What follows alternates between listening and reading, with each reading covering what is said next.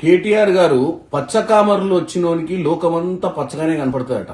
మన 10 ఏళ్ల పాలనలో రాష్ట్రాన్ని దోసుకున్నాం కాబట్టి ఎవరు ముఖ్యమంత్రి కుర్చీలో కూర్చున్నా మీ టైంలో మీ నాయన ముఖ్యమంత్రిగా నువ్వు మున్సిపల్ శాఖ మంత్రిగా ఉన్నప్పుడు దోచుకున్నట్టుగా అందరూ దోచుకుంటారు. దోచుకొని ఇష్టానుసారంగా రాష్ట్రాన్ని అప్పుల పాలు చేసి ఇప్పుడు అదే భ్రమల బతుకుతున్నట్టుగా ఉంది. ఈ రాష్ట్రానికి రాహుల్ గాంధీ సంస్థాగతంగా పార్టీని బలోపేతం చేయడానికి డిసిసి అధ్యక్షులు అంటే జిల్లా పార్టీ అధ్యక్షుల ట్రైనింగ్ జరుగుతుంటే అక్కడికి వచ్చిరు వాళ్ళతో దిశానిర్దేశం చేయడానికి. మన పార్టీకి నా సంస్థ లేదు, నా గతం లేదు. ఏమైనా 5గురు తప్ప ఆ పార్టీలో ఉన్నోడు కూడా ఎవరు లేడు. 10 ఏళ్ల సమయంలో కూడా ఈ 5గురే దోసుకుంది. ఈ 5గురే ఆ పార్టీకి అన్ని. మా పార్టీ మీ పార్టీ లెక్క ఏది దోచుకునే పార్టీ కాదు, దాచుకునే పార్టీ కాదు. మా పార్టీలో అందరూ నాయకులే. ఇప్పుడు కొత్త నాయకులను తయారు చేసే దిశగా రాహుల్ గాంధీ గారు ట్రైనింగ్ క్యాంప్ కోసం వచ్చింది.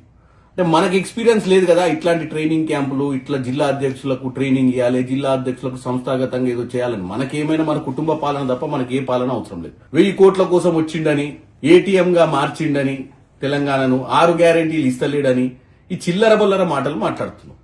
రాష్ట్రంలో ప్రజాపాలన నడుస్తున్న విషయం ప్రజలకు తెలుసు. మీ హయాంలో ఏ రోజు కూడా సెక్రటేరియట్కి వచ్చిన దాఖలాలు లేవు. ఆ రోజు ప్రగతి భవన్ అని పేరు పెట్టి ప్రగతి లేకుండానే ప్రజల్ని పాలించినటువంటి దరిద్రులు మీరు. బ్రహ్మాండంగా ఉన్నటువంటి సెక్రటేరియట్ ని గులబెట్టి ఎక్కడ ఏ మంత్రి కూర్చుందో తెలియకుండా పాలించిన మీరు ఇప్పుడు కేవలం పొద్దున సాయంత్రం రాత్రి నేను చెప్పినట్టుగానే ఇప్పుడు బామ్మర్ది వచ్చిండు, సాయంత్రం కల్లా బాగా వస్తాడు. ఈ మధ్యన ఇంకొక ఆయన వచ్చిండు. ఎవరు?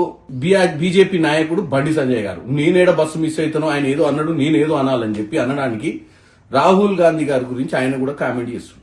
రాహుల్ గాంధీ గారు ఈ రోజు ఇక్కడికి వచ్చిన విషయం, బండి సంజయ్ గారు కూడా ఈ రోజు ఏదైతే మాట్లాడుతుండో హైడ్రా బాధితులను గురించి, హైడ్రా బాధితులను పట్టించుకోవాలి, వాళ్ళని అడ్రస్ చేయాలని, హైడ్రా బాధితుల గురించే మాట్లాడుతూ హైడ్రా వల్ల జరిగిన మంచి పనుల గురించి మాట్లాడుతావా బండి సంజయ్ గారు?